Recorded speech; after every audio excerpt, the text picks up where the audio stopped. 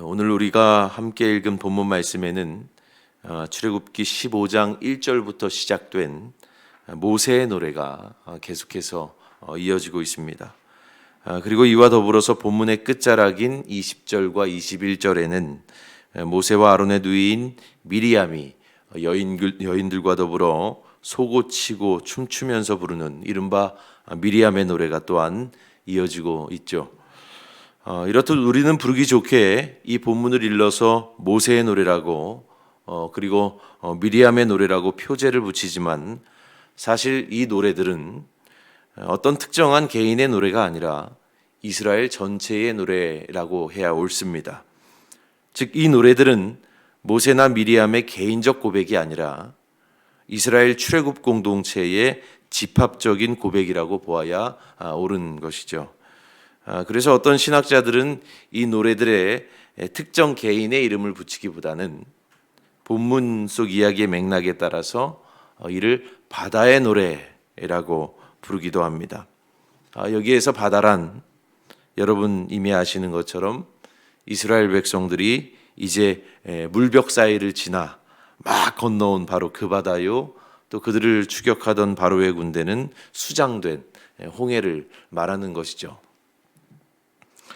바로 자신들의 목전에서 이제 눈으로 보고도 정말로 믿기지 않는 그 신비한 역사를 통해서 바다 그 한가운데를 지나온 이스라엘 백성들은 이제 완전히 해방되었습니다.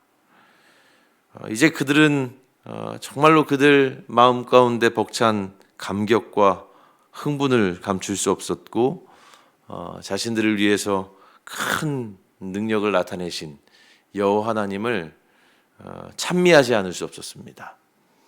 온 이스라엘 백성들은 목소리를 높여서 함께 노래를 부른 것이지요. 출애굽기 15장 2절의 말씀처럼 여호와는 나의 힘이요 노래시며 나의 구원이시로다 말이죠. 그렇게 한 목소리로 노래함으로써 이스라엘 백성들은 그들의 정서 곧 노예 해방의 큰 기쁨과 감격을 서로 공유했고 뿐만 아니라 그들이 몸소 체험한 하나님 그분을 향한 크나큰 경외의 감정을 그렇게 집단적으로 표출한 것입니다. 이 노래가 가지고 있는 기능들이 그런 것이 있는 것이죠. 근데 여러분 오늘 본문 속 이들의 노래를 가만히 읽다 보면 이 노래가 단지 과거의 일, 곧 애굽으로부터 나와서 홍해를 건너온 그 지나온 일에 국한되어 있는 것이 아님을 우리는 알 수 있습니다.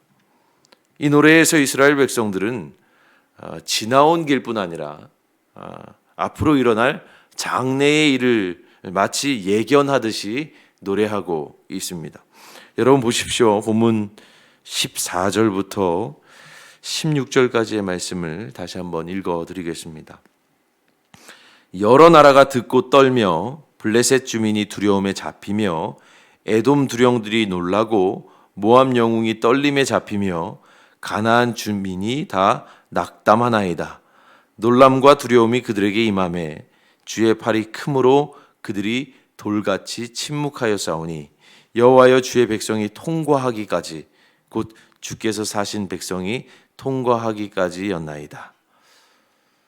자, 여러분 이스라엘 백성들이 노래하는 이 일들은 이미 일어난 일들이 아니죠. 지금 이미 일어난 사건들을 노래하고 있는 것이 아닙니다. 제가 지금 읽어드린 이 대목은 이미 일어난 일이 아니라 이제 막 애굽으로부터 탈출한 이 출애굽 공동체가 이제 앞으로 가야 하는 그 여정 가운데 일어날 일들입니다. 그들은 그렇게 앞으로 그들 앞에 펼쳐지게 될 일들을 두고 확신하면서 노래하고 있는 겁니다. 블레셋과 에돔과 모압과 가나안의 두령들과 주민들이 두려움에 사로잡혀 돌같이 침묵하게 될 거라고 그들은 장래의 일을 두고 그렇게 노래하고 있는 것이죠. 참 기가 막힌 표현이 아닐 수 없습니다. 우리는 이제 돌같이 침묵하는 그들 이방 민족들 사이를 지나서 마치 물벽 사이를 지나서 홍해를 건너온 것처럼 이제는 돌같이 침묵하는 그들 이방 민족들 곁을 그들의 사이를 지나서 하나님의 거룩한 처소로 우리는 들어가게 될 것이다. 그들은 그렇게 믿으면서 장래의 일을 두고 예견하는 것입니다. 여러분, 그들 이방 민족들이 그와 같이 돌처럼 침묵하게 될 거라고 그들이 그렇게 확신하면서 노래하는 이유는 무엇입니까? 이스라엘 백성들이 강하기 때문에 그들이 돌같이 침묵하게 될 것입니까? 아니면 이스라엘 민족의 기계가 대단하고 두려워서요? 아니죠, 여러분. 16절 말씀을 다시 한번 보십시오. 뭐라고 노래합니까? 주의 팔이 크므로 그들이 돌같이 침묵한다. 이렇게 표현하지 않습니까? 주의 팔이 크므로 그들이 돌같이 침묵하게 될 것이다. 여러분, 이스라엘로 말할 것 같으면 정말로 보잘것없는 민족이지만 노예된 백성들 아닙니까? 그런데 주의 팔이 크므로 그분의 권능의 팔로 인하여서 이방 민족들이 두려움에 사로잡히게 되고 그들이 돌과 같이 침묵하게 될 것이다. 여러분, 이 새벽에 여기 모인 여러분과 더불어 함께 묵상하고 싶은 것이 바로 이겁니다. 단 한 줄입니다. 주의 팔이 크다. 주님의 팔이 참 크시다. 여러분, 주의 팔이 큽니다.